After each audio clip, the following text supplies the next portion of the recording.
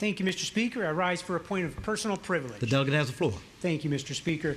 Mr. Speaker, for 2 years in a row, I've asked this body to create a panel to study the potential impact of H.J. 1, the proposed constitutional amendment that would bring abortion into our Constitution. For 2 years, that request has been denied. That's unfortunate, Mr. Speaker, because we're on the verge of making a major change to our foundational document, and we don't know for certain what it will do. Something of this magnitude should be studied, if for no other reason than that it brings new language into our Constitution, new language that has no definition in our Code of Virginia, the existing Constitution, or in case law. There's no history to guide us, no legislation that gives deeper meaning to these words. Mr. Speaker, I ask, what does, quote, reproductive freedom mean?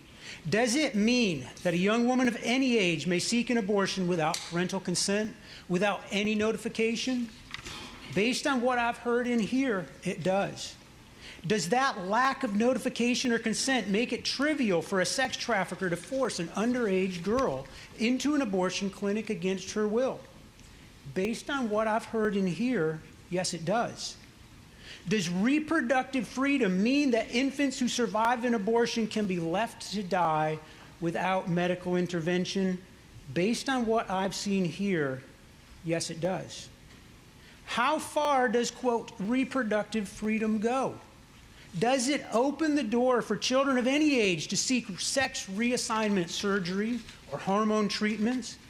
Based on what I've seen in here and in the other body, it certainly appears to.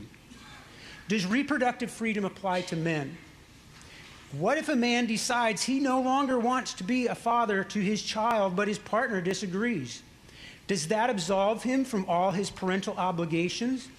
After all, he has the freedom to make all choices regarding reproduction. We have no idea what this amendment will do if it takes effect. The patron and the other side have told us what they think it will do, but we don't know. There's been no legal examination, no red team exercise, no due diligence of any kind. This is like running a file you downloaded from the internet without scanning it for viruses, or taking pills from a bottle without a label. We simply don't know what this will do.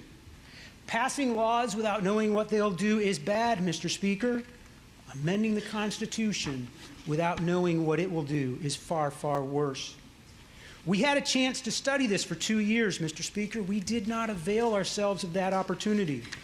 I'm afraid Virginians will regret our lack of due diligence. Thank you, Mr. Speaker.